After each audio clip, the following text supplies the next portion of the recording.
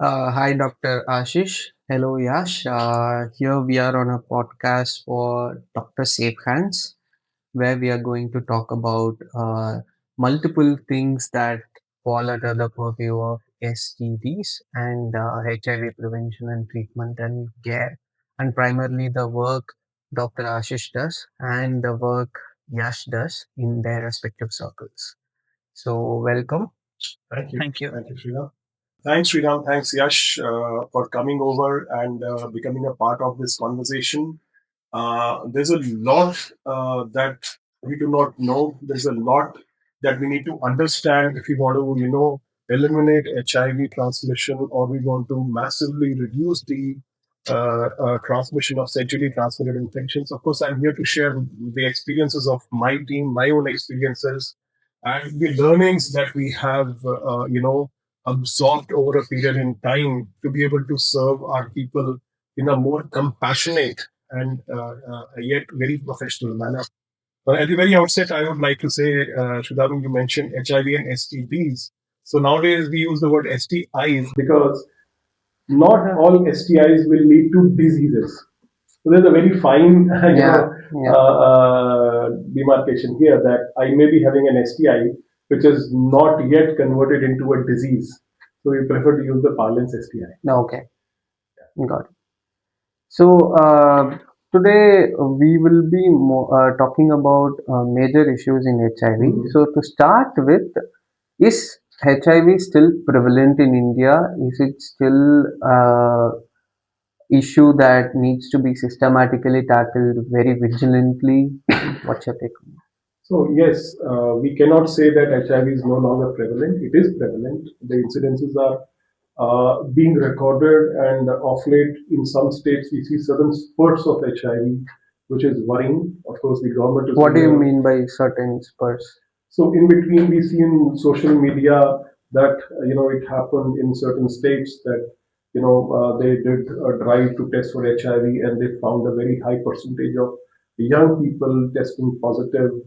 And of course, has been cases of thalassemia kids who received regular blood transfusions getting HIV. So that is a very worrying part.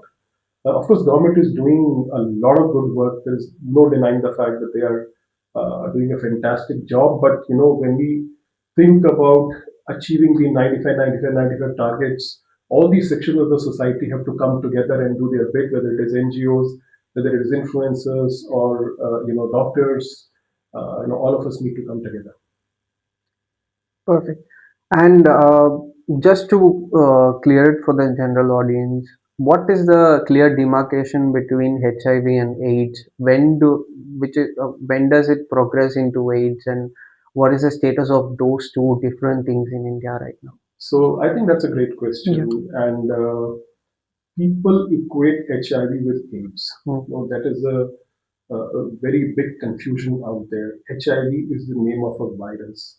In very simple terms, if I have HIV today and I do not take any treatment over a period of time, depending on my immunity, say 6 years, 8 years, 10 years, my immunity, the HIV reduces my immunity to such an extent that I become vulnerable to common infections, right? That is the time. And apart from that, there's a lot of other. So it takes 6 to 8 years. It can take 6 to 8 years. Some people lesser, some people Okay. longer time. Depends on the comorbidities, any co-infections, and the level of immunity. It can take. And individual immunity strength plays a role there. Yeah, of course. There are multitude of factors involved, but yes, overall immunity and any comorbidities, repeated infections, other STIs, all these play a role in how quickly a person becomes vulnerable. So AIDS is when I am vulnerable to opportunistic infections and I have opportunistic infections. So it is an advanced form of HIV, right? So HIV, as I said, is the name of a virus. It is not the disease, right? So if I have HIV today and I'm on regular treatment, I do not transmit HIV to my partners. I'm safe for myself and I'm safe for my partners, provided my viral load is undetectable, right? And I make it ensure that it remains undetectable. That means I take my pills regularly and get my tests as advised by the doctor every 6 months or 8 months. My CD4 counts, my general wellness test, as well as my diabetes. Okay. So when we say undetectable, so on medical terms, it is very clear. But for a layman, what is undetectable? If someone has HIV, is it a end game for them, or how do they reach the stage of undetectable? And what does undetectable mean for them in terms of life expectancy? So let me answer it this way. Say I am detected with HIV today. What are the next steps? No. First of all, I have come forward to get tested. Now here lies a lot of gap. Lot of people, do not come forward to get tested. That is one of the biggest issues we have today. So they just sweep the thing under the carpet. No, I'm healthy, I'm fine, and I know that my partner is also very healthy. So why should I get tested? And then there is, there's something called FOFO, fear of finding out. So we have a lot of people who do not even get the regular tests done. Yeah, you have heard about FOFO? No, not really. So FOFO is another. It's a very real thing. Fear of finding out. No, there are people with pot bellies and and a lot of issues, but they don't even get their blood pressures checked and they don't even Yeah. get their routine diabetes checked, etc. Right? Because they have a fear that if we find out, then they have to be on very regular medication and they want to postpone it for as long as possible. So that kind of behavior does a lot of damage, fear of finding out. So that also is a very big thing when it comes to HIV testing, the fear of finding out. So So the fear I of, have do got you think the fear of finding out comes from the fact that there is no pathway forward that's clear to them, like what will happen? Generally HIV is associated with death sentence, as in like if you get HIV, you're gonna get AIDS and you're gonna die. So probably still the unaware, them being unaware about the fact that they can become undetectable and live a long life. Do you think that's the psychological reason between the FOFO? yeah, I think I'll let I Yash. I would add in a way like that like the place where I come from, for us, health is not a primary thing that we look for, to be very honest. Till the time it becomes a symptomatic thing or something that it comes to that particular end where you are like, the doctor says, like, you're dying, or now it's the time that you stop it. Like, even when you're a child, like, for example, and I'm not talking about sexual health, maybe just as a cold, cough, fever. We don't go to a doctor, we don't go to the medical facility till it become worsen. Right? Unless there's a pain, Unless there's a pain, there's some symptoms, and something. yeah, and HIV most of the time does not come with any symptoms initially. It just enters your body, and you don't know it is there in your body. So this whole idea of health and regular testing and regular visit to the medical facilities or doctors is not something that we are habitual of anyway. And when there's a sex attached to that health, it becomes much more secondary and tertiary, because it's not just become a matter of health anymore. It also become a matter of taboo, stigma, and Your whole social standing. social standing. Because even if, suppose, I'm just doing it for the regular testing HIV, and suppose your peers get to know about it, your family gets to know about it, there's a whole lot of thing that why do you want to go for sexual health testing? That means, are you engaged in sex? India has the largest population in the world. Yes, people are engaged in sex, but the fact that that people are not able to accept the fact that people can go for these kind of things. People can Have sex, and talk about it publicly, or do something to protect themselves. They prevent won't ask you something. to get a Dengue testing. Why are you getting a Getting a Dengue Dengue testing? testing, But exactly. getting a STD testing is stick with It's a us. very, very big stigma. I mean, I'll add to it that is are our healthcare systems welcoming to Yeah. people who need testing for STIs? Are we welcoming to people? About a month back, I had a young lady who came to me, and I met her, and her issue was some STI, so she was having some symptoms, and as any young woman or any woman will do, she went to meet a gynecologist. Now, this young lady recently got engaged in a job, first job. I'm very happy, and she had a boyfriend. And when she went to meet the gynecologist was very preachy, right? Yeah. And the things that she said evoked a lot of guilt inside her. Things like कि तुम्हारे माँ बाप ने तुम्हें इसलिए पढ़ाया था कि तुम ये सब काम करो, and so that kind of uh, condescending attitude and judgmental attitude kind of becomes a huge barrier in people coming forward for testing of for STIs. Now we do not know whether this lady has HIV. There is absolutely nothing. Maybe she's going to a normal, Regular. young women through such phases. So we tested her. We found absolutely nothing, and she was referred to a lady doctor. And everything's fine, but the whole The taboo of sex, the taboo of sex. sex affects and being a factor of hindrance for safe sex. It perpetuates unsafe sexual practices. The taboo directly results them being secretive about their sexual life, meaning they don't go and test for STIs is something that's sad actually. So the underlying point, the point that I want to make here is the healthcare system is not welcoming. Our healthcare system does not welcome people who are in need of such services. Exactly.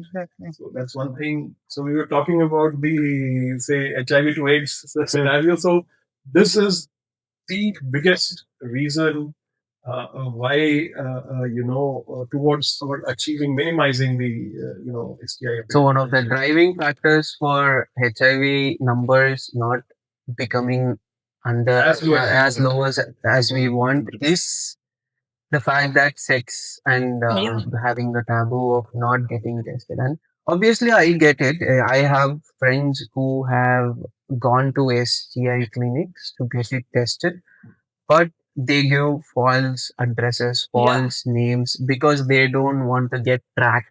So there is this big and going for their first STI testing required a lot of convincing from the people who have crossed that lane already. It's something that you should do, and that takes a lot of convincing.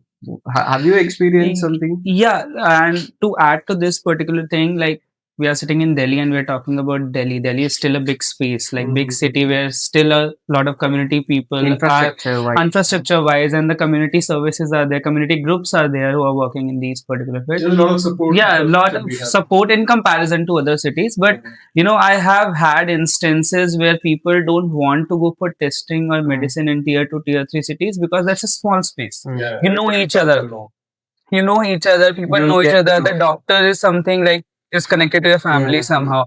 And people miss those kind of medicines just because of that. Because as per the law, as per the legality, you cannot reveal the identity of person living with HIV or something. But when it comes the matter of family, the doctor becomes a human being and they start talking like, what were you doing there? The social standing and the stigma and the fact that how the parents will react, family will react, take a precedent over their own health. Yes. And to add to this, I have had instances where people have just because they were so clueless when they got to know that they have this virus in their body. They were so clueless. They just came out to their family on the spot. And after that, the families have also been in this situation where they've told the person that don't tell anyone, and they got married after that to women. And these situations Without are like, getting treatment. without getting treatment, because if the treatment is there, you can hide it 1 day, 2 day, 1 week. You cannot small circle, small city, but and it has happened because the moment they got to know about that, the child is living with HIV now. They got him married to a woman, and now the woman is positive, and the child is positive. Oh my God. And this is happening. So health, as I said, is like your social status is much more important to people than any of That these. speaks volumes. Yeah. That speaks volumes. Yeah, that speaks volumes. And Yash, that's a great point because we have been at Dr. Zilvir, we have been advocating that if you're going to get married or if you're going to get into a relationship, you do all those horoscope matching and, we will even match what is the size of the nose of the groom and what is the Yeah. try to match every physical characteristic, what is the height and what is the weight and what are the likes and dislikes. The only thing that this is a simple test. I'm not saying just the only HIV STIs, even the general wellness test. Wellness test. And most important is testing for thalassemia. So if I'm thalassemia minor and my wife is thalassemia minor, there's a high possibility of the child being thalassemia major. All these small things, which become huge problems later. Just the routine testing can do wonders, right? Yeah, definitely. I mean, it is not happening today even in big cities, leave alone the smaller cities, villages that Yash spoke about. But that also means that we have a lot of ground to cover. Yeah. We talk about elimination of HIV, minimization of STIs, but we have to address these things, normalize the conversation, reduce the stigma, make the healthcare systems very welcoming towards people who need such services, and then put protocols in place like, mandatory testing before you get married. In cities, we see a lot of young couples too. So we have 10 clinics across multiple cities in India. So we are seeing this welcoming change, at least in big cities, that young couples are coming forward. And they say that, we are going to be in a relationship, or we are already in a relationship. We just want to get routine testing done. So this is a sign that is so. And I also think they are able to do that because they move out of their family homes, Families, move to yes. cities where they are literally invisible, Yeah. and they get They're that in freedom, freedom. and they can prioritize their health over other silly things that doesn't matter at the end of Yep. Absolutely. They're capable people. Most of them are from the IT industry, and in places like Bangalore, Hyderabad, Delhi, Mumbai, and these places. But typically, the Ranai, they are very well aware people, and usually they are financially independent and not staying with family.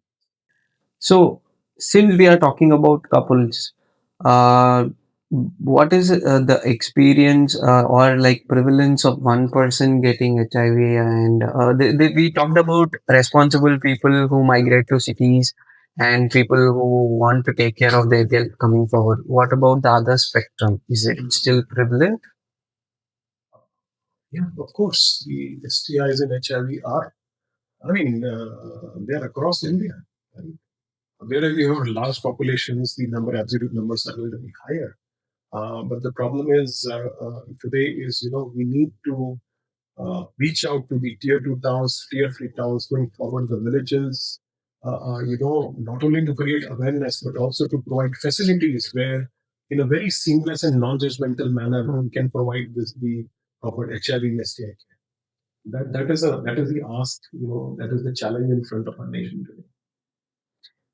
Um, if I would talk about it in a way of like love in HIV or like relationship in HIV or dating in HIV, uh, the situation is like now, if I talk about like especially about the awareness part of queer people, and what I feel is like queer people are much more aware about STI and STD than cishet people nowadays. In comparison to cishet people about all this stuff, because they have been subjected and stigmatized a lot with this particular thing. So now they have that particular information, but at the same time there's still a lot of gap in terms of emotional understanding, mental understanding, because as much as we say, like, as much as we try to like tell people that it's safe to date a person living with HIV, it's safe to have with some prevention precaution to have sex with person with HIV, or it's safe to live with that person, the whole idea of emotional understanding comes on. And that there are situations where people who are dating together for like 7 years, 8 years, and suddenly their partner got tested and came out as positive, or and the other person was equally devastated, and they broke up. So the whole 7 year 8 years of relationship, all the bonding that they have made, HIV has surpassed that particular thing. Okay. And there has been situations where people are just dating for 1 month and the other person just told them that this is my status and I would want to be honest with you, and people have well, the other person has accepted that as well. So it's also like it also becomes the whole idea of individuality and how you are taking things, like and for like I would say the last 2 years, what I used to get a lot of queries and lot of like kind of DMs was around caregiving, because as HIV is presented such a deadly disease kind of a thing, people used to think that if suppose their partner is positive, they have to like provide a full-on care, and they will be bedridden, so they will be there forever. Their life will be gone and all stuff. And it's not the case. Like, It is not the case. it is When not you at take all the case. treatment, Yeah. In fact, I have read articles, and I don't know how true and like how true are they, but if the person who is living with HIV continues their medicine and do the regular testing, they're much more healthier than the people exactly. who are not doing the regular Even I've testing. heard one particular medical practitioner told me when a person now in today's time and age, a person who is on treatment and is undetectable living with HIV is much more healthier than a person with diabetes. Yeah, yeah, and I feel like it's true because their lifestyle changes. They try to adapt certain healthy habits as part of their kind of medical Regimen. suggestions, prescriptions. So this whole idea of relationship and dating and everything else, like being a couple and everything, I feel like there's still a lack of emotional understanding. So there And is two spectrum. yeah, People who break up just yeah, because the person, their partner got HIV yeah, positive. The other spectrum who accepts and accepts and give them the space. Or maybe, see, there is a situation where, suppose I came out as positive to my partner, and my partner is not able to deal with it in some way, and they want to break up. But then there are situations where the violence has happened with the other person when they got to know about, like, if their partner is positive. First, like, how have you become positive if you were living with me? And then the whole idea of you have given it to me, and then the whole, like, there are situations where people have hit each other, like all these things have happened. So this whole identity of like relationships and dating is again come to the individuality of the individuality person. of the And person. yeah, so So, if one person in a relationship, for example, hypothetically becomes HIV positive and they goes and talks to their partner, and what is a medical perspective of it? How can they, if they want to continue their relationship, what is the best course of action for the couple to going forward? So it depends on whether the couple is a heterosexual couple or a homosexual couple. Okay. Let's talk about heterosexuals first, because here there is a question of a progeny or conception also involved. So, say a person comes to me, he's a male. Let's assume that that's a male, and we discover him to be HIV positive. So after all the thorough counseling is everything, so the next step is to treat this person, yes, but also get the partner tested. So here we see again a huge barrier. The person is not ready to tell the partner that they are positive. Okay. So it takes a lot. Ethically speaking, they should, right? Yes, but it takes time for them to first, because first, I need to accept that I'm positive. First, I need to make peace with the fact that I'm positive. Later on, I think of others. That's the way human nature is, yeah, right? So we give them time. Okay, first you accept it, and then we tell you that you're going to have a normal life, high quality life. Nothing's going to happen to you, provided you keep all your parameters also regular treatment. Then we convince them to bring the partner for testing. Right. Say we test the wife and she turns out to be negative. Great. It is possible because the couple may be practicing same sex, or the person may be very recently detected and they may not have a chance, enough time for transmission has not been passed. So negative means no problem. In the future, then you have to counsel the wife as to what lies in the future for them, for her.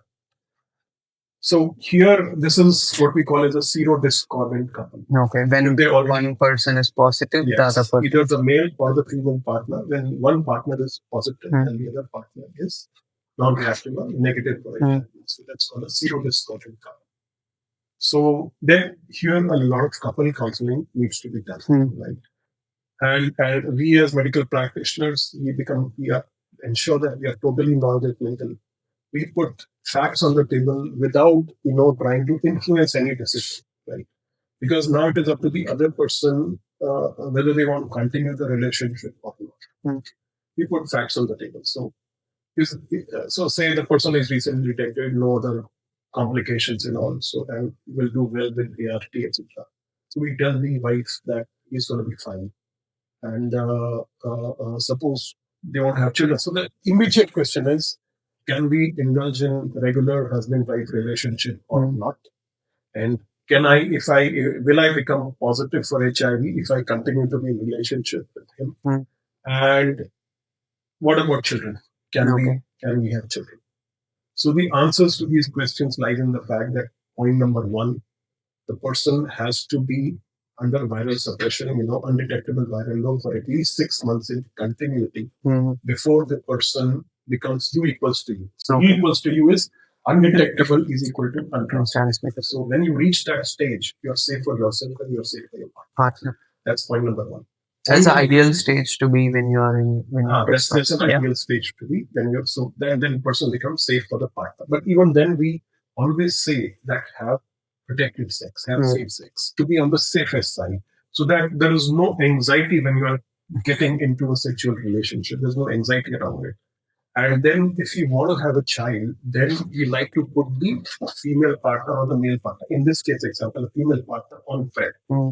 What is PrEP? PrEP is pre-exposure prophylaxis for HIV. Right. So the husband is being monitored to ensure that he's virally suppressed with undetectable viral load. The wife is all tests done. She's put on PrEP for a month, and then from next month onwards, we allow them to have uh, unprotected sexual intercourse so that they can conceive. Right. So all this has to happen with the consent of the. Nothing should happen without the consent. Yeah. PrEP, as far as another very frequent question here, is PrEP safe for the female sexual health, reproductive health in particular? Can she have a child? And suppose she's pregnant and continues to be on PrEP, so can she continue? Will it affect the child? Will it cause any harm to the fetus or anything? So PrEP has been found to be very safe, right? Uh, the lady can continue even after pregnancy if she wants to continue with PrEP. She can. Most of the couples continue for at least for the first trimester or so, and then they discontinue. Right. So that is one scenario we have. Right? Now the other scenario is if the lady is also found to be HIV positive. Same process is followed as we counsel the both of them get treated for both of them get treated for HIV, and it is ensured that they are continuously virally suppressed and no complications. So after all, now if such a couple wants to conceive, so that is also possible. Okay. That is also possible. They can have an when HIV. Both of the parents partners are HIV positive, they can still conceive. They can still go ahead with conception with guarded prognosis in the sense that thorough counselings are done, and they have to be virally suppressed.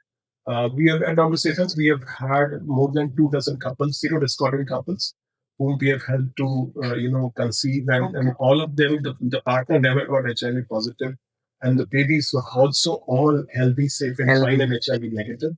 So so far we have not had any couple where both are positive and went for conception. Theoretically, they can go, but with discordant couples, we have had a very nice success. So that's what heterosexual couples. I think I can go on and on. Let's stop here and move to another very important aspect of gay couples. So there, the concept of reproduction is not there. So it is looks to be a simpler case scenario, but it is not. Right? Unfortunately, as Yash said, it a lot depends on what happened to our mutual faith, what happened to our mutual trust. See, in a heterosexual couple, there is a lot of social and cultural inhibitions that prevent the couple from separating. There are a lot of barriers. A lot of bonds, a lot of society pressure involved. Even if the family comes to know, they may want the couple to continue. There's so much of, factors involved. But in homosexual couples, that social bonding, that social pressure is not there. Right? So most of the scenarios where I have seen is the couples have not separated. Again, I have a very limited experience here because I wouldn't know if they separate. But it becomes a huge emotional burden on both the partners, especially on the partner, who was informed that your partner is positive. On the other partner, it's a huge emotional burden on them, and I've seen people getting into depression because of they're not able to handle the emotions, and as you said, they can even become violent. But what it long term, what it means for them is, again, if my partner is virally suppressed, I can have a safe relationship. Right. So here again, a lot depends on the counseling you provide. Yeah. Right. And I will add to this particular thing. We have talked about two kind of couple. I have a different one more addition to it, like especially the about the game and married women. okay. And in those cases, like Dr. Ashish added, like in heterosexual couple, there's a whole still there's a chance of communication that can happen. In homosexual couples, still there are chance at least both of them know they are gay or homosexual. But when suppose a gay person is married to a woman, and most of the time they are having sex outside, and in that case most of the times they don't tell the wife at all, because it's not just the HIV thing they would be telling. There's a lot of other things they had to tell. And they got married under social pressure, Yes. family pressure. Yes. So marriage is one thing that they have done. Now, because of that particular pressure, first they got married.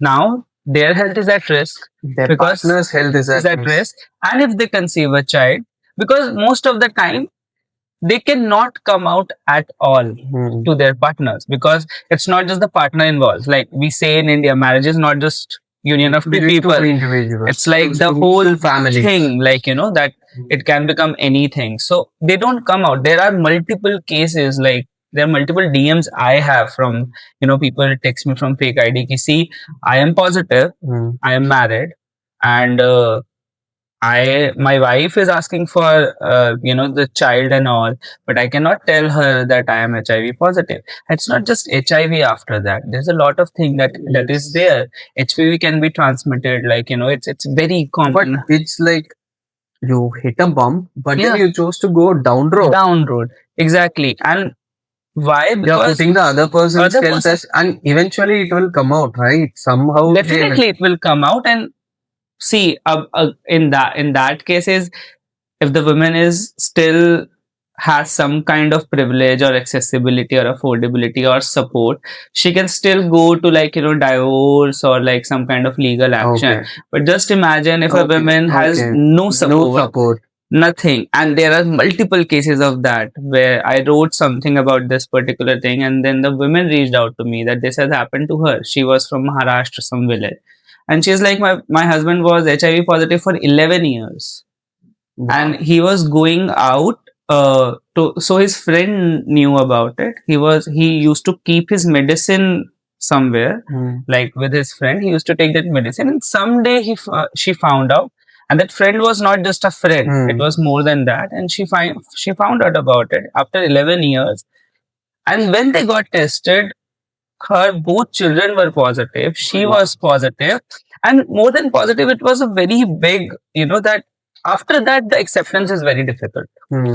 If he would have, That's betrayal. that's like complete betrayal, because you have everyone, the whole family. whole family on risk, and after that the acceptance becomes very difficult. So in those cases, uh, the situation of relationship, the situation of emotional maturity or any kind of thing is like gone, because you won't trust a person who is betraying And you. do you think probably that could be a reason that I'm going down, and the fact that the woman doesn't have anyone else or any autonomy to choose her own life, he is like negligent of the fact that it doesn't matter, I'm going down, you Yeah, also come definitely, down, you definitely. don't have anywhere to go. Could there be a Definitely. See, most of the gay men who are married to women, and I have had conversation with many. For them, after their marriage, it's all become like they have just given up on their, how would I say? I won't say given up on their life as such, but it all becomes the life of secrecy. Like how much secrets they can keep, and they start with one lie, and then it becomes like, as we say, like the ladder of lies only. So yes, so in that case, and we all know how much power a woman owns in this society. Yeah, So even if she's coming from the urban city or the rural city, it's almost the same. Yeah, for her to like come out, because even if she goes and tell that my husband is gay, or and this is the situation that happened in my family when I was very young, and my husband is gay or something like that, No one believes because family can see and still they chose to like Chose to let not him see. married. Still, Yeah, yeah, they can yeah. see, but they can still choose Yeah, to so be this silent whole and. marriage is also one of the biggest. I feel it's a very, It very is big very. factor in the It transmission is of very sad HIV or that STI. men choose to do that to themselves as Yeah. well as to their partners and their children. Yep, yep, yep. That is, and this all coming from a fact that society considers this as taboo and stigma, and you should marry a woman and all those things. The root cause of all these health issues and this disintegration of human empathy in the within Yeah, their yeah, own yeah. family, because family comes first. That's what every Exactly. society relies on, and it I is. hope these cases are very few because I I don't know think these so. cases are These are very few. That's few why or I'm far in talking. between. It is So very, very married men This common. is are, something yeah, really yeah, worrying. exactly. They Something are really. putting themselves, their family, and everyone they love and know and close to them at risk. And the fact is, they are still accessing the medicine by here and there, but their families are not, to be honest. Because That their is families are not getting to know doubly. like about their status. They got to know about their status, they can That's still access medicine. borderline sadistic and Yeah, psychopath yeah, yeah. behavior, like Just because they want to hide their hide their identity. identity. So That is really disturbing. Very very disturbing. disturbing. Again, I hope such cases are very few and far in between, not regular. But again, this also means that the testing has to reach the household, House. Exactly. right? So one question I'm often asked is, okay, amongst all the tests that you do, how many women come forward to get tested in compared to men? So the ratio is very, it's not very encouraging. 6 7 years back, it was just only 5 women out of 100. Now, as we have progressed, it's around 15 to 20, 15 women to out of 100, 15 women. But you see, there is so much more to be done. So the question, that clear-cut question written on the wall in front of us today is, are we missing out on women who may be positive? Yeah. Yeah. Right. And women, and we clearly know what is the causal factor or the transmission route that they have, and the and if let's in ideal situation we can talk women should come and get tested. Yeah, yeah. Now that's No, not no, the case. no, We are no. not in an See, ideal woman is world. not only not aware at all Yeah, that her husband could be could be positive. positive. Yeah, in her own sweet world, Yeah, yeah. she does not even know. Ignorant. Most of the time, Yeah, she's kept unaware or like she's kept ignorant purposefully by the Purposefully. And partner. even if she knows that the partner may be having sex outside, okay, he travels a lot, so he may be having sex outside marriage. But even then, they would not dream that you would come back home with HIV. Yeah. HIV, yeah. They would assume that at least you would use protection. So And again, in marriage, the question of protection is still not very prevalent, Yeah, and yeah, yeah, yeah, it is not there. In such cases, though, let's say we don't live in an ideal world. yeah. So, is there a way to discreetly encourage the women and discreetly get them tested and I don't think so. I think the only way is to create awareness. hmm, The only way is to create more and more awareness.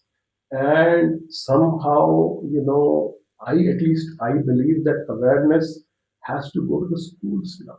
Now that's a very big question, whether we should be making our children in schools aware about it, because again, it's a huge taboo area. I We remember have not been watching able to. I mean, I'm asked this question that why are we not providing sex education in our schools? in our schools. So we are.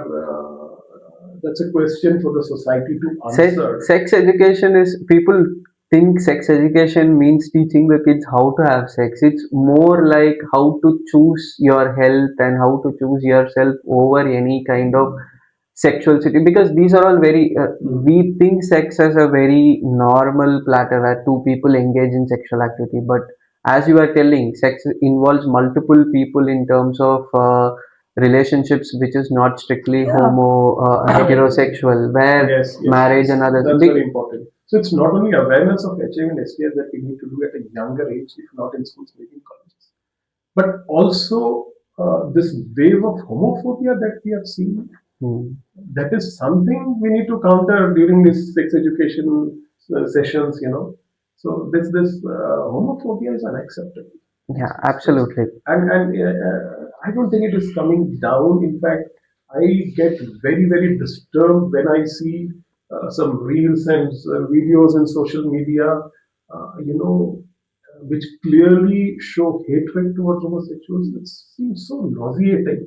That means somewhere down the line, we are not doing the right thing. Somewhere we are missing out on the right message that we should be giving.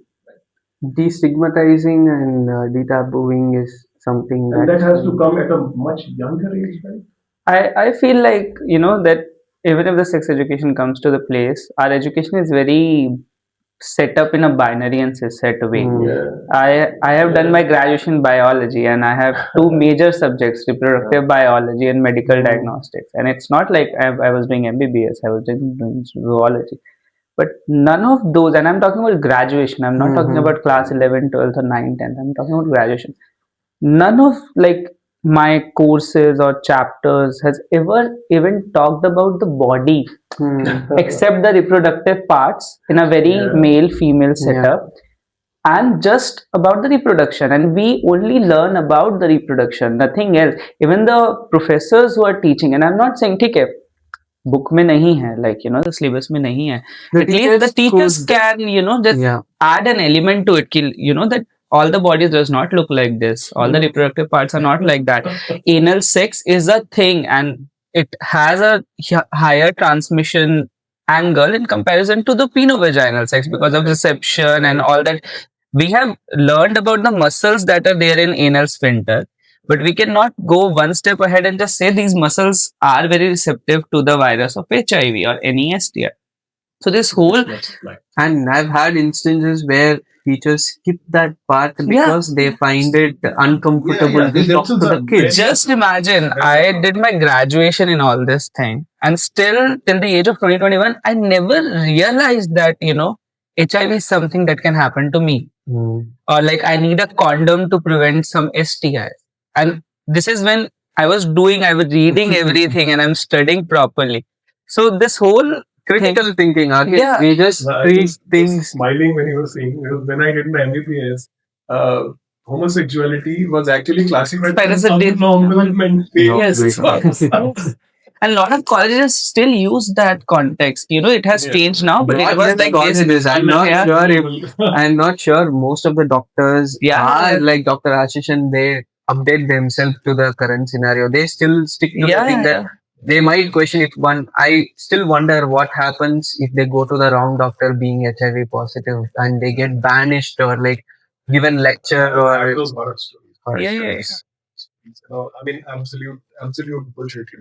This about आपका HIV negative आ गया है, but ये तो कभी भी life में positive हो सकता है. Even 10 years down the line, you can get a I don't know where that information is coming from, and it is not very uncommon. Like I hear this also, you can be positive anytime. Just because you are of a high risk category. Yeah, you can be. No, it is like the knowledge is not there. The awareness is not there. The update. Then I've got tested. I've got 30 days, 30 days, 90 days, 120 days. Should I test again? Can I become positive? Yes, you can become positive anytime you don't have. So what is that's all scientific, right? Also, is information coming from? We have associated these things with a lot of groups as well. Like HIV is very much related to homosexuality, sex work, trans people. So I want to ask you both a question. Yes. Does the virus know that I'm a homosexual or a heterosexual? ये heterosexual है तो मैं enter नहीं करूँगा, homosexual तो that's the whole point. The virus know. Yeah, the virus can't differentiate. It's just the virus is human immunodeficiency. It's not homosexual immunovirus. Yeah, so that's something very wrong. Has HIV been a homosexual problem in India? Really? So the spread of HIV in India, if you go back 3 decades, because in US it was in US it was primarily to heterosexual. Okay, so we know the story, no? Okay. Yeah, how it spread in India. It was generally the lorry drivers who travel from state to state, prolonged periods of absence from home. and would be using the services of sex workers. And then this is how it spread from state to state. Okay, okay. The other was, of course, we earlier times used to have those huge red light areas where, those days using prevention condom was not there, not right, there. and this is how these were used to call these hotspots. Of course, government did a great job in putting a barrier. Yeah. But those days, they were hotspots. Now the red light areas are shrinking, and sex negotiation happens online. Yeah. It's happening online. Now, where are the hotspots now? Everything is virtual. Everything So that is the challenge in containing the HIV epidemic. So in India, it has always been primarily heterosexual. The HIV epidemic was driven by heterosexual sex only. Of course, homosexuals had their own share of HIV. In sheer numbers, even today, we are more people. So if you would term who are the high risk category, and if someone who is watching this video have to identify or map themselves and self analyze, oh, am I at risk? What would you say? What are the high risk So it categories? is the high risk. I would say it is a practice. Yeah. Yeah, That what you can practice? focus on. It is I'm not. unsafe sex. Yeah. So Yeah. see, the only thing is, as Yash also said, that a person having unprotected anal sex, the chances, as biology goes, the chances of HIV transmission are much higher. At least 3 to 4 times higher than having an unprotected vagina. So the grouping here should be not homosexual or heterosexual. It should be like people who have unprotected anal sex, unprotected vaginal sex, unprotected sex with multiple partners. So the narrative should turn from sexual practices rather than labeling a group of people. Yep. Yes. Yep. Absolutely. Perfect. Absolutely. That's the way it should Yeah, be. yeah. We Obviously, I agree, why but should you? but that's given knowledge. If people who learn a little bit about it, they know. It all comes under the single sentence, as doctor was saying. HIV is not the disease; it's just a virus, and the stigma is a disease. And the categorization should evolve into based on the practices that each and every individuals do, rather than Right. Ultimately, what we are doing, when we are bracketing HIV and gay men, that's unscientific. That's number one scientific. The rate of transmission is higher in gay men because of certain sexual practices, right? But if you bracket them, then you create further deeper divisions and furrows in the society. No? Yeah. Right. And So misunderstanding that heterosexuals don't engage get in HIV, that further increases the risk. further increase the risk for them. Yeah. Because when you say homosexuality, you make It's like targeting the wrong. Yeah. So that means also you're missing on the message, the other message that heterosexual sex anymore. So it has a lot of social ramifications when we try to put it on one community. Also, sex is a pleasure and sex is a reproduction.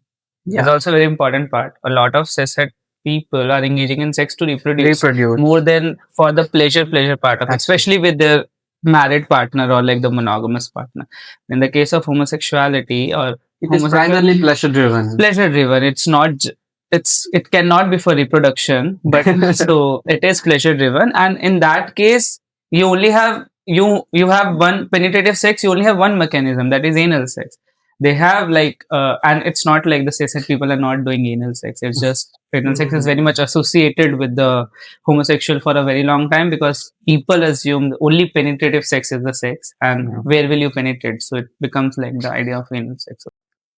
So coming to the preventive measures and the treatment options, what are the solid solutions you think people should take care when engaging in sexual action, having sexual relations? Okay. So, what you mean to say is the preventive measures so that I don't get HIV, even if I have a high risk exposure.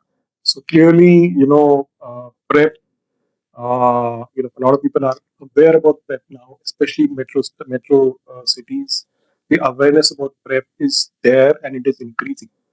So if I take PrEP on a regular basis, I don't get HIV, and the success rate is very high. It is more than 99% if I'm taking it on a regular basis. And I'm talking about it's like a daily pill. And the protection is against the highest protection is against sexual encounters and not against the IV drugs. Suppose you get it IV in your veins, then the protection is not so high with the on regular intake with the uh, uh, you know, uh, uh, when it comes to sexual transmission, as per the studies and research studies, 95 to 99% is the success rate, depending on the study. But practically, what we see is it is much more than 99%. So it's very, very helpful. For IV transmission, they say it's around 74%. So that's the difference. So we are mainly referring to the sexual transmission, very effective. But what we are witnessing now is how to the compliance to taking PrEP properly, right? So I am a strong advocate of regular PrEP. So you should be on a pill every day, right? Barring the periods when you know that you're not going to be indulging in any sexual encounter, you're traveling, you have exams, or there's going to be a period of 2 to 3 months where you do not expect any sexual activity, and stop. What we call as periodic PrEP. But otherwise, regular PrEP is the answer. What I see, PrEP. Just PrEP, regular PrEP with respect to that. Most people have the question like, I'm taking a pill every day on preventive care. Will it have any side effects? Will it affect my any doctor application? Right. So the recent preparations, which are like TAF-based tenofovir enamide, and along with coupled with emtricitabine, they are very very safe to take, and the effect on the kidneys is very minimal or nil, and the bone remineralization is also practically not there. It's very very minimal. So what it means is these can be taken on a long term basis, right? So no medicine is completely free of side effects.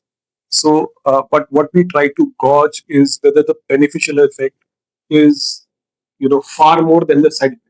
Even if you take a paracetamol, it has its side effects. Right?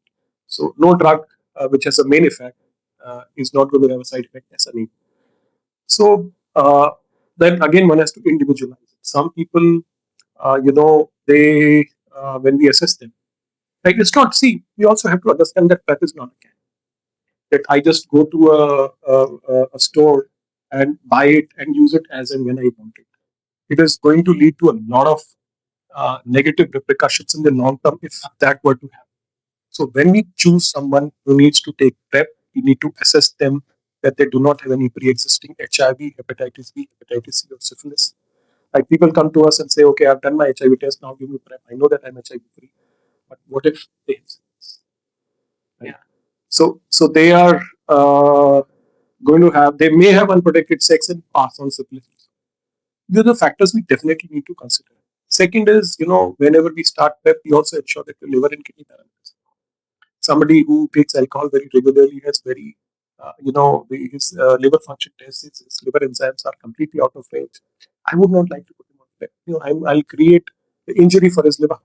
Right? So PrEP is not like something you can go and buy on the counter, over the counter. It's a very serious matter. It should not be an OTC drug. It is not an OTC drug, but somehow people are able to get it without any prescriptions, which can have very deleterious effects. And as like that it is a very has a very good tool, but at the same time now people are getting to know about it, and the name of the medicine is also available, right? So there are two things that the community specifically needs to understand. Is first, as Dr. Ashish did clearly mention, that if you are taking it without the prescription of a doctor or a medical supervision, you are going to have, you can have like, kind of long time repercussion. And the second very important thing is nowadays a lot of people are dependent on AI. And it could be any, kind of medium. It could be ChatGPT, Gemini, anything. And people are treating themselves on AI. Like, they are like, I had sex with this person like this week and I take something. And the AI is giving you the name of the medicine. And I'll tell you a very funny incident. Uh, I had, like, someone texted me that last night I had unprotected sex. Knowingly, he had unprotected sex. Uh, 20, 21-year-old person. And after that, he went to ChatGPT and he entered, like, I had sex with this person, and this. And I entered, I said, what should I do now? Uh, Technicality of AI is like, AI is not paying, we are paying our terms. So what ChatGPT has mentioned him was like, in the last day I mentioned about this PIM and all stuff, and that condom and all. It started as wash yourself, take paracetamol if you feel fever, and all these stuff. And that person was doing it in the night because he thought that no one is available. He's suggesting something, and this is a very innocent piece, right? It is free, number one. Free, number one. Free. And this is still like, it won't affect, like paracetamol. Say you won't have anything, but it can give you any information. And the how you're taking medicines are not something, as you said, that it's not a daily pop-up pill like James that you are having like it. That's again. So we need to make sure that these information are from a very reliable medical professional. Yes. So I also see the increased trend of people going to AI, especially with respect to sexual health, because there has always been a stigma attached to it. What will the doctor react? How will the doctor react? Which doctor to go to? There are so many questions around it. It takes time, effort, and money. And also your anxiety of reaching out to another person, explaining. And this seems like a safer alternative where you can talk about the entire sexual process you had, or like whatever you did without any shame or guilt, because at the end of the day, it's an AI. It's not going to personalize. So there is a sense of comfort, but it comes at a cost. So all the AI and LLM models, they are fantastic tools. I absolutely love ChatGPT. I use it myself. But how do you?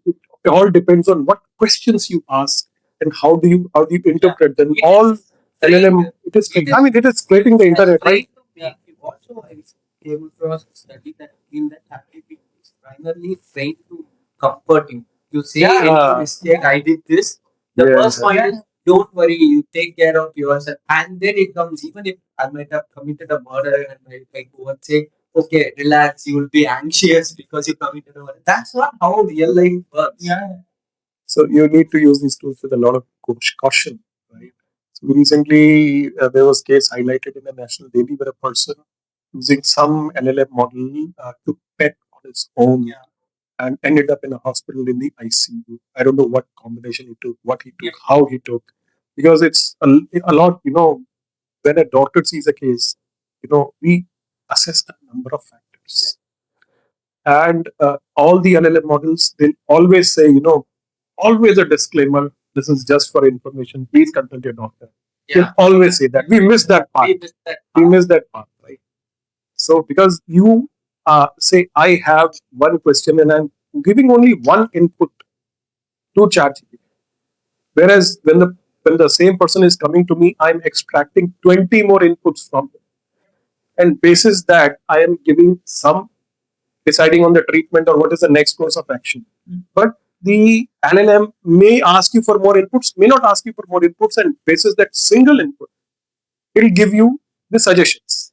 See the difference? It depends a lot on what questions you are asking to the model. And the question that it asks you again, that is where the if you consult a doctor, as Dr. Ashish, if one person asked that if he had if he had any other pre-existing conditions, that's what something to medical. A medical professional will ask it. So again, my eyes, there's wonderful tools, but to be used with caution. See, they are eliminating a lot of layers of ignorance, but to be used with a lot of caution. Especially when medical Medical prescriptions. What about the adoption do you see within the community? So you have been an active part of the community, you interact with hundreds of people, and what do you think is acceptance rate for same-sex practices with respect to PrEP and PrEP? Is the community actively taking it, or okay? So I would say there are multiple layers to the deal. First, nowadays the community is very much, how would I say, divided into two parts. One who is actively advocating for sex and practicing sex acts. Confident. One who is having sex, but it has a lot of, kind of conditioning and kind of a thing that they don't want to talk about it. They don't want to come up the same cishet narrative, like sex should be in the pride, and then whole superiority complex. That these are bad people, these are good people, these are good kids, these are bad. First is that. Second, then to accept something like prep and pep, where as that again, as Dr. Ashish mentioned, that he balance out what pros it has and what cons it has, and if the pro is much bigger picture than the con. Sometimes people look at pros only. Yeah. Sometimes people look at cons only. It also depends on what I want to look at. So there is a huge chunk of population that is accepting PrEP. But now there is a carelessness, a very big carelessness that is happening. Is first, they don't know how to first thing. As you mentioned that the regularity is not there, the adherence is not there. They don't know when to stop, when to start, what else to do. Like if they do want to have that test like LFT, TFT, I guess, like regular testing that they have first. Second, the moment they start using PrEP, they forgot condoms. And the risk of other STIs, right? Especially syphilis. Syphilis is so high nowadays, so high. I'm not a doctor, but I still, when I wake up in the morning, almost every alternative day, I have pictures of people's hand and like private part. Do you think it's syphilis? Do you think it's something? Or like they are sending pictures. I feel like this is something, and this is syphilis or something for sure. I'm not suggesting that it's it, but you have to send it to doctor. So why? Because they have stopped using condom altogether. They have stopped going for testing altogether. Because 99% chance is a very good number, but still there could be any miss. Your body could be different. The other STIs, no? Other STS. Yeah. That is just for HIV. That's something that people don't. I had a case recently where a person taking PrEP from somewhere. Okay, he connected with us, and he had taken PrEP for us once, maybe 6-8 months back. After that, he didn't come back, and then he got tested somewhere, and he said he's HIV positive, and contacted us. Said, "I took PrEP from you. How come I got HIV?" I said, "Look, let me check the data." I said, "It was 6 months back, only for a month." Yeah. No, so I mean, no. I think I got HIV when I was on PrEP. Lot of assumptions here. There. I asked about, okay, let us examine it. I asked about regularity. So it turned out that he was using on-demand PrEP. On-demand PrEP is something called as 211 PrEP, which definitely I think no doctor in India recommends 211 PrEP. Although they say it's effective, but there is a lot of issues around compliance, about adherence, how to take it. So it has to be taken, 2 pills a few hours before the sexual encounter. I'm going to have an encounter in next 5, 10, 20 minutes, and I'm taking it now. And then I assume that it is going to work. No, it is really doubtful. And then people forget to take the next day, 211. And I am not aware about the success rate of on-demand PrEP at all. So it turns out that he was using on-demand PrEP, and there were a lot of inconsistencies of his regularity. So the person being fully aware about PrEP, about the existence of PrEP, about its potential preventive action against HIV, but not adhering to the norms of taking PrEP. Uh, I know this. See, he's having a false sense of confidence that since he's on PrEP, he will not get HIV, but he's completely ignoring the adherence part, the compliance. How to take PrEP. So that's overconfidence. How to take PrEP. So Even now, from there's a very interesting around PrEP. There was a person like he has told me after some time that he was on PrEP, regular PrEP. It's not like he was like daily, just to check that if he will get HIV or not. He deliberately, intentionally had sex with a person living with HIV. Right. Not once, not twice, multiple times. Okay. And he got positive. It turned out to be positive. Right. There was something very sad. happened. He turned out to be, and he started blaming the medicine on that. If it is the condition, how come I believe for the devil Right. thing? Right. Knowingly that whenever a medical specialist give PrEP, they especially mention that even if you're using it, like use condom if possible, like in that scenario. And he did that. And this, and as you asked, like what is the acceptance? Acceptance is becoming great because it's giving people a chance to have unprotected sex or like something that like people feel it's much more intimate and all. But at the same time, people have started taking this much more. There is But see, if a person is taking PrEP regularly, the chances that they get HIV is remote. It's very remote. remote. Yeah, yeah. It's remote. I'm not saying that he might have gotten from him only. There could be any So there's situation. another thing that happens We have is to remember is 99%. Yeah. not only that, Sriram, the other thing is when I'm initiating PrEP, have I got a test done? No, I am moving with an assumption that I do not have HIV. A lot of people come to us, they simply refuse to get tested.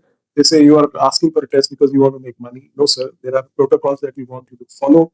And then they come up with rapid tests, which we do not accept. We accept only fourth generation antigen antibody test because this is what the guidelines say. Maybe he got it from injectables. Probably, Yeah, obviously. And here there's one more catch here. Say I am on irregular PrEP, on demand PrEP, and I'm not getting tested regularly, and I already have HIV, and I'm continuing to take PrEP irrationally irregularly. There's a huge risk of drug resistance, and there's a huge risk of me passing on those drug resistant strains to other people. So this is can fail. first line ART can fail. So that is a nightmare that we doctors have. Right. So that's why PrEP is something which is very human friendly, very effective.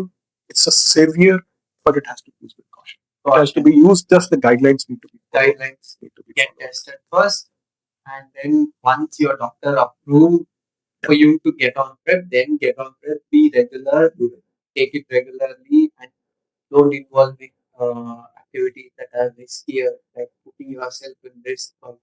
I can't understand the psychologics between it. How can someone voluntarily put themselves as a lab rat? Very one more very like weirdly addicted story for me. There was this person was HIV positive, taking his boyfriend for like 4 years. So the person turned out to be positive while being in the relationship. So we used to get ART, right? That 1 month. Yeah, really. So the other person was taking the same ART. So one day he was taking the ART. The other person was taking it as PrEP. The person who was negative. Because someone told them that ART and PrEP are the same medicine. So first he's risking his life by not taking ART properly because he was taking one medicine every day. And this person was taking ART as PrEP, again doing that because he thought that it's the same medicine and what heck if it will happen, they'll mistake it otherwise. These are the situations that are happening. Weird. That's really weird. Really weird. I mean, what is the logic and this? What goes on in their minds? Like, in fact, I'll tell you one thing. Like, nowadays, there's a lot of myths around it. So, the kind of queries I get, some people believe that lenacapavir is cure for HIV. That I am on ART, I just have to take this one shot and I'm cured. I have to contribute that the fact that a lot of misleading posts on social media. Yeah. Now actually are insecure for Finally, What the insecure heck, for like, it. like just grab eyeballs. Yes. It has been cured. Can be cured. Lenacapavir is the magic medicine. I saw so many of those posts that talk for the cause, accessibility. That No. First of all, lenacapavir is not available. Not available in India, but let's say in 1.5 years time, we will have lenacapavir injection, but it is not approved for use as ART as of now. It is a reserved drug for people who have resistant to the first line, second line drugs, ART drugs, right? What we call as ARVs. Right? It is not at all approved for use as a treatment, first line or second line treatment for which. Second, the only approved use is as PrEP. Right? Now, people also think who want to take it as PrEP think it's a one-time affair. It's a vaccine, like I take my 3 shots of hepatitis B vaccine, and I'm immune to hepatitis B for my lifetime. So people are equating that with lenacapavir. So that's again huge myths, right? So once so lenacapavir, you follow the same guidelines, then you test everything, all the tests you do, and then one injection is effective for 6 months. In the US, it's prohibitively costly. I mean, if we convert our dollars into rupees, the current cost is maybe 12.5 lakhs per shot. But here, I'm very sure it will be available at a much lesser price. It will be affordable, maybe few thousands. Right. This is what I anticipate. I do not really cannot say anything. I have no. I'm not privy to any information as to what price it will be available, but we believe it should be available because beyond a certain price in India, it will not. So my simple logic is the pharma companies will be, smart enough and wise enough. They're already very smart. They'll be wise enough to bring it at a price where a middle class Indian can afford.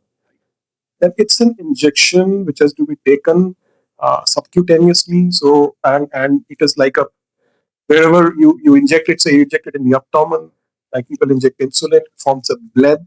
It may have some local reactions. It may be painful, and then gradually gets absorbed into the blood, and then you are reasonably sure that you're protected for 6 months, right? Just 6 months, and then you have to keep on taking the every injection 6 months. Every 6 months.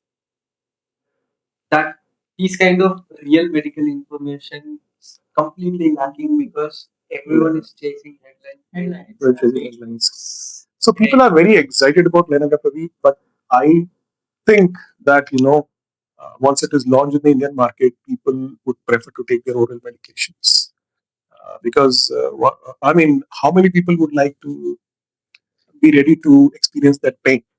Yeah, the pain and the one has to really go to a clinic where they are very warmly received and they are ready to take the vaccine.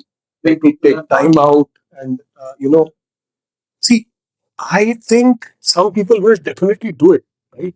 No, but it is. Some people will do it. The subset of people who are paranoid or diseases might do it. But over the course of conversation, I've heard stories where people, even after getting HIV, they don't have heard instances. If we're talking about a case where not even 3 years they took their medication, what was it? After getting diagnosed for. Yeah. I mean, that's a different case altogether. That's a different problem we were discussing. Yeah. Offline. There are people who are being detected as HIV positive, but not ready to go on treatment for years together because they feel completely fine. There's no pain. There's no inflammation. There is no, any functional issue. They can go to their offices or do whatever they want without any issue. So they postpone taking the ART. That's what we were thinking. Yeah. Not only their life, they're spreading it. They're spreading it. So coming back to lenacapavir, so the hype around lenacapavir has to be, we should have the real information against the hype. Because if you believe the hype, then once it is launched, you get disappointed. For sure. So I think it's people were disappointed when they got the prize. They were very happy about like right. No, I mean, lenacapavir equaling cure for HIV is still going on. Still going around. Fundamentals is very important. Again, whatever the medical advancements happen, using condoms, getting tested every 6 months once. So, what would you say about the adoption of PEP? We talked about PrEP. What about PEP? So PEP is a beautiful intervention. It's a very, very powerful tool. If someone has had a high risk exposure, the first thing they should do is should get a risk assessment done. And if they're found to be at risk, they should go for PEP. Best started as soon as possible after the exposure, say within 4 to 6 hours. 24 hours also works great, but maximum up to 72 hours. So within 72 hours, if PEP is started, then it has wonderful results. Very, very effective, very useful, and a very powerful tool, for protection against HIV. PEP, people confuse PEP with PrEP. So I have a lot of cases where people self-medicate themselves. They just ask for these LLM models or just they search on the internet. What is the best PrEP medication? Here the PrEP and PEP are they don't have the concept of pre-exposure and post-exposure prophylaxis. So what they do is they just look for the best PrEP medication. They get some pictures. They immediately order it online. Unfortunately, nowadays online you can get anything without prescription also, which is very unfortunate. They get it, they take it, and they take PrEP in the belief that they are taking PrEP, right? So these other things happen. So PrEP, again, I think it's a very powerful tool for HIV prevention. I've had lots of very high risk cases who would have surely got HIV, but they didn't because they used PrEP all the time. I have a very different, like not the drug part of it, but I have a very different experience with PrEP personally and with the IDF community also. That the medical facilities that are providing PrEP are not very welcoming in India.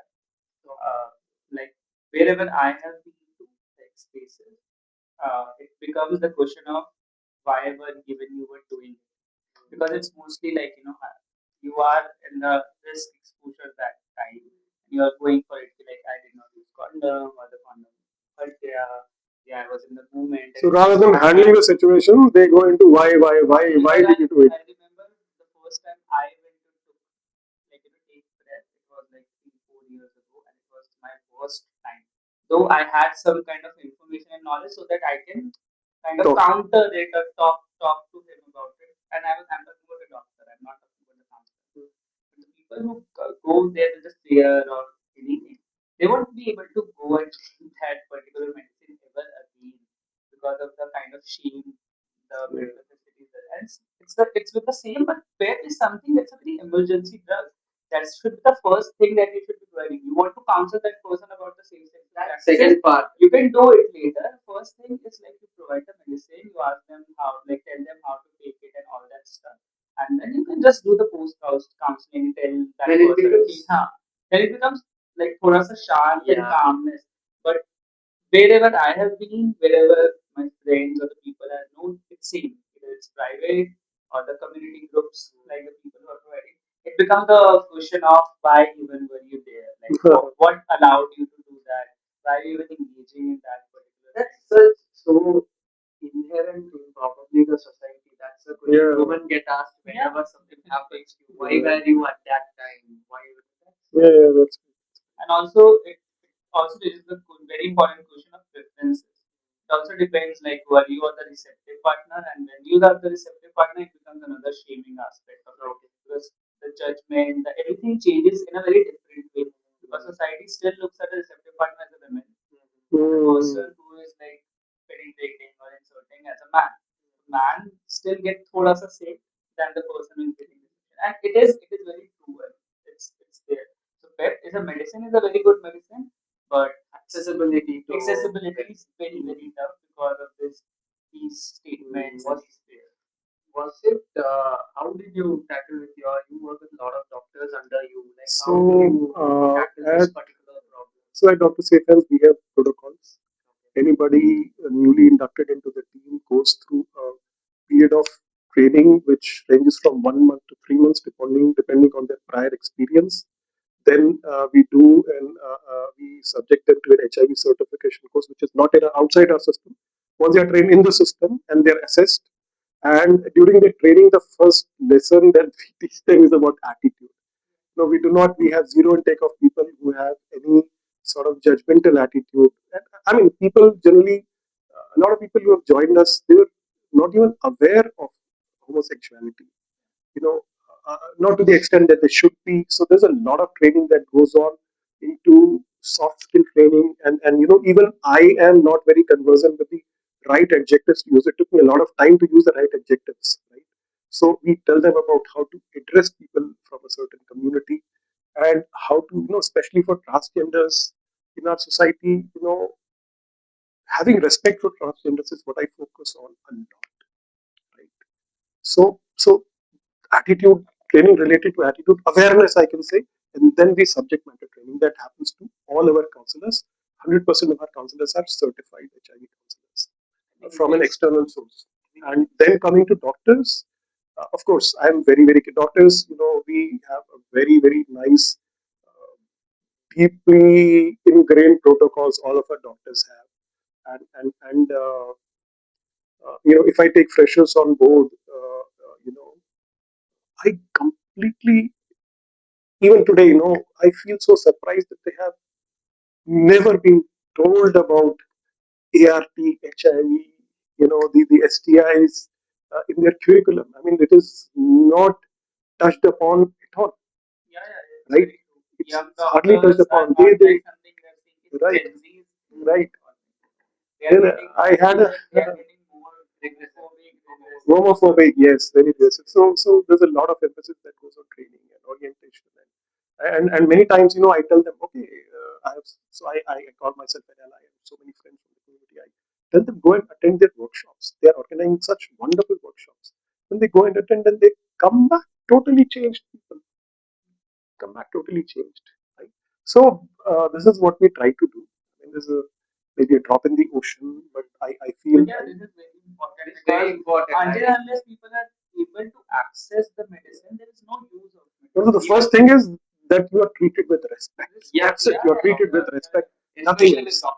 Then people will run to ChatGPT. You cannot stop them. Exactly. Because if you create these again, ChatGPT is a wonderful source, but to use with caution. Because in that way. Yeah, I mean they may misinterpret. Yeah, I totally get it. And I mean, even for cishet people, cishet identifying people or like cisgender identifying people itself being shamed and in the medical fraternity whenever they go to doctors. I can't imagine what it could be for trans identifying people. Very tough. Yeah, very, very do you get trans identifying people coming for treatment or like they are a subsect? They do come to us. They do come to us, but they are very, very worried about confidentiality. They want to remain anonymous, and I think most of them would like to go to NGOs for certain reasons, but they want to be in a space where they are very, very comfortable. Some of them come, but the number is very small. Right? But those who come, they go out and sing praises for us. They're very kind to us, and I wish more people would and it all boils down to the point that when you get a dengue or malaria, you're not shamed, but when you get a HIV or syphilis, you are shamed. That shame associated with sex and the taboo surrounding sex and sexual activities, and you are talking about intricate issues within the community, like receptive partner is being shamed a lot and penetrative partner.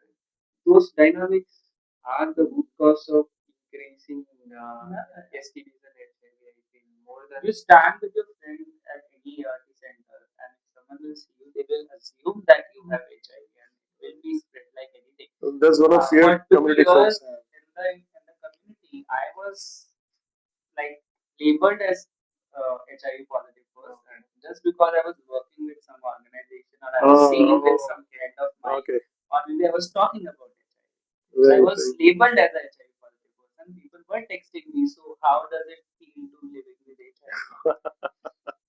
The how does it feel to just assume? Yeah. I mean that happens. That is general mentality of the society as a large. When you are an ally, and if you support the queer community, you are labeled as queer. So you support them, so you are so that's why you are supporting them. And if you are actively talking and counseling and talking in the community about sexual health, obviously there comes a pre-assumption that he is so and so. Personally, I never cared about what people assume.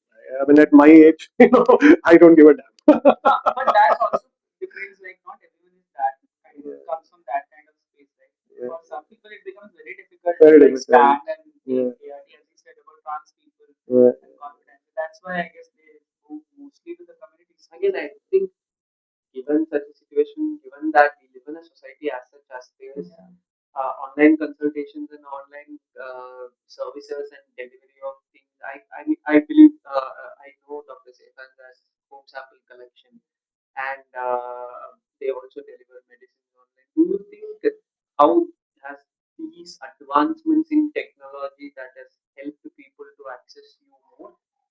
Yeah. So first of all, Dr. Sefan is an ecosystem where there's a lot. Number one, there's a lot of emphasis on creating awareness about HIV and AIDS, about normalizing conversations around sexual health. Then comes the concept of getting tested regularly. Then counselor access, which is completely free of cost at Dr. SafeHands. And then comes the doctors part, the directly connecting with the doctors who are highly experienced with HIV and STI care, and then the post-test consultations, the continuity of care, right? Then comes the role of medicines that we provide. Then for people who may be in depression or going through a crisis, mental crisis, we have clinical psychologists. So it's a whole ecosystem that we have. Yes, but people, sometimes perceive us just as people who test. We are not a lab. We are not a lab. We are, HIV and STI care providers, sexual health care providers, and we provide end-to-end care. It's a full stack care that we provide. This is what I would really like to these people to view us. And yes, technology has definitely increased our visibility, right? And rightly so. And accessibility also has gone up, and so much so that I personally dream of having a clinic in every city in India, every tier two, going forward, every village. So this huge gap in our healthcare ecosystem is what I'm intending to fill. And it is not easy. It is a very tough journey that we have undertaken. And we have, I mean, like any startup, we have had our own set of issues. It's not been easy. It has been extremely tough, but the fact that we are still going on means that we are doing some relevant work for the society. And with the support of people like you, let's see where it goes. Let's see. How did you come to terms with testing, and how did you come to what was your personal journey with respect to getting tested, taking prep? Because it seems you have undergone a lot of experiential learning curve over this space. Yeah, I feel like that my beginning around sex was very much unsafe only, unprotected, unsafe only. That I did not come from the idea of like knowledge or something. So I was doing it for a very long time, and I at that point of time also I used to see people like who I'm living with like which kind of a thing, not giving any kind of intentionally like thought around it. Then I joined some community space and there I started working around HIV. At that point of time, many people started reaching out to me with these kind of situations. Like it's not what are you talking? It's not that kind of important or relevant. I don't see it happening around. Then I saw it happening around. Right. And when I started looking at it, it was happening a lot. A lot of people were having these kind of things. We all I know like today also a lot of people knowing everything about HIV or any STI, they still engage in the idea of unprotected sex because of any possible reason. I see again we are no one to judge anyone in that way. And it could be any possible reason. But people do engage with it. And this whole concept of sex as a safe thing, sex as a safe thing. See, STI, there are multiple STIs that can happen with skin to skin contact. So there are multiple STIs that cause by kiss. Right. How much will you prevent? How much will you stop? So at the end, it comes as the whole ideology that I have built in my mind is like sex is not safe as per it can become safer from whatever you are practicing. You cannot completely prevent anything. You can have anything from anything. It's just you can try to prevent as much as you can. Responsible. Be responsible. uh, you can do sex without condom, but make sure that is your choice, not ignorance. That you are making that choice by knowing what can happen to you next or what you are going to do. So I feel like that is what made me like today. I'm very comfortable in all these aspects. I understand, or maybe I would be able to generate, create that non-judgmental space where people, maybe from the fake IDs only, but are reaching out to me and just writing it down that this is happening. And that's how we get to know a lot about what is happening in the yeah. So this has been like my journey. Around. Cool. I guess that is that. We have covered a lot today with respect to HIV prevention, the psychology behind it, few case studies or like incidents that we have seen and learned. So thank you so much for thank you Yash, thank you Dr. Rakesh for having this conversation that is much needed at this time, so that people are more aware and people are more knowledgeable and take responsible, safe choices. Then thank you. I think wonderful discussion. Loved it. Thank you. Thank you.